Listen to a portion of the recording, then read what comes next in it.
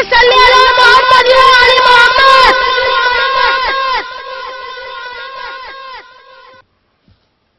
اپنی ولادت کے موقع پر میرا یہ درود شریف قبول فرمائیے۔ سنا ہے آپ اپنے نوازوں سے بہت پیار کیا کرتے تھے۔ امام حسن علیہ السلام اور امام حسین علیہ السلام کو کندھوں پر بٹھا کر سیر کرایا کرتے تھے۔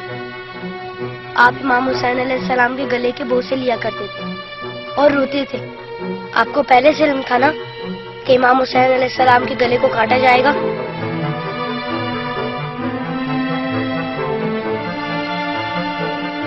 کیا آپ کو کسی نے ممبر سے اتر کر امام حسین علیہ السلام کو گود میں لیتے ہوئے نہیں دیکھا تھا؟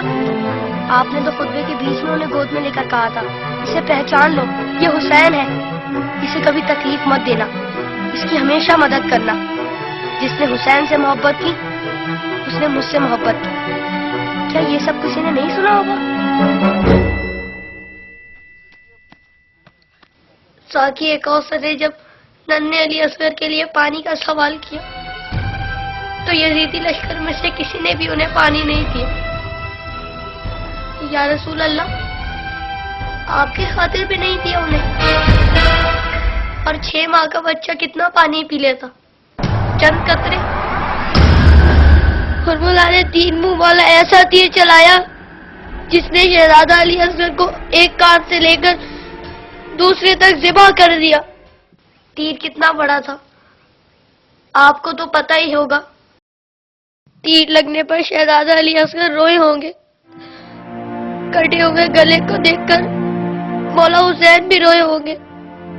ننھے شہزادے کی لاش کو لے کر کبھی مولا آگے بڑھتے تو کبھی پیچھے ہٹ جاتے۔ جب شہزادے کو ماں کی گود میں رکھا ہوگا تو تیر چھپا دیا ہوگا۔ ماں نے جب ننھے شہید کو دیکھا تو کہا، ارے تیری عمر کے تو جانور بھی ذبح نہیں ہوتے، ان ظالموں کو تیری کمسنی پر بھی رحم نہیں آیا۔ غازی عباس کے بازو کٹ گئے، سکینہ کی آس ٹوٹ گئی۔ سنا ہے بی بی سکینہ مولا حسین کے سینے پر سوتی تھی، مولا کے دل کا سکون تھی وہ۔ شاید اسی لیے امام حسین نے اپنی شہادت سے پہلے زمین کربلا سے کانٹے چن لیے۔ میرے بات کہیں میری بیٹی کے پاؤں میں کانٹے نہ چبھ جائے۔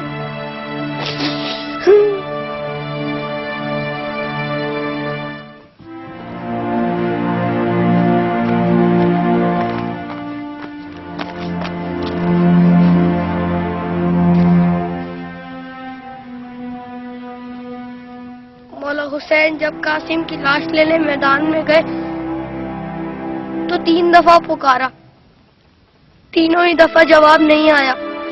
پھر فرمایا، امام ہو کر حکم دیتا ہوں، بتاؤ کہاں ہو تم؟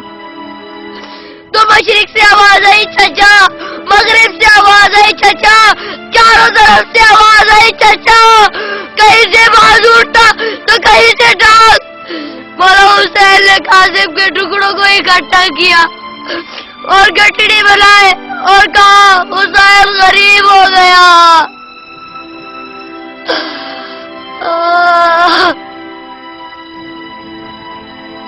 یزید کی فوج میں کسی کو پتا تو ہوگا یا کسی نے بتایا تو ہوگا کہ جن لوگوں کو تم مار رہے ہو وہ نواسۂ رسول ہے۔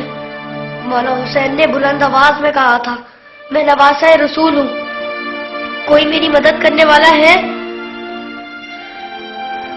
یہ سن کر یزیدی فوج میں سے ہر کسی نے ان کی مدد تو کی ہوگی۔ سنا ہے یزیدی فوج نے امام حسین کو شہید کرنے سے پہلے نماز پڑھی تھی، اذان بھی دی ہوگی۔ کیا اذان میں آپ کا نام نہیں سنا ہوگا؟ تو پھر آپ ہی کے نواسے کو اتنی بے دردی سے شہید کیسے کیا؟ شہید کرنے کے بعد پہچانا نہیں ہوگا، ورنہ لاشوں پر اس طرح گھوڑے نہ دوڑاتے۔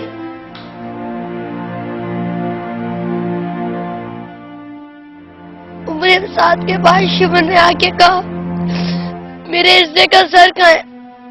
حسین کو قتل تو میں نے کیا تھا، تو نے وہ سر کولی کو دے دیا۔ عمر سعد نے کہا، میں نے تیرے لیے بھی ایک سر رکھا ہوا ہے، تو میں نے پوچھا کہاں ہے؟ تو میرے ساتھ نے کہا کیا نیزے برداروں کو لے جا خیمے کے پیچھے. ان ظالموں نے وہاں جا کر زمین میں نیزے مارنے شروع کر دیے.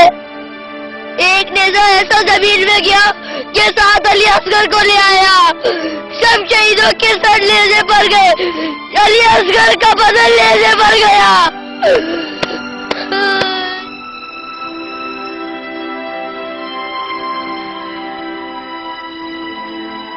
ان ظالموں نے جب بیویوں کو ننگے سر بازاروں میں پھرایا تو امام حسین کے سر نے تلاوت شروع کر دی.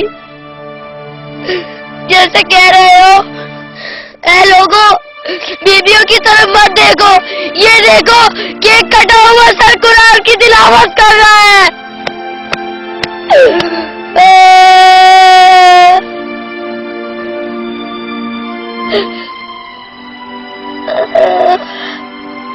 جب میں کربلا کا ذکر کرتا ہوں تو میری تکلیف مجھے بہت چھوٹی لگتی ہے یا رسول اللہ. جب جب آپ مجھے یاد آتے تب تب مجھے کربلا والے یاد آتے. مجھے پتہ ہے آپ اس منظر کو کبھی نہیں بھلا سکتے. جس منظر کو آپ نہیں بھلا سکتے اسے ہم کیسے بھلا دیں.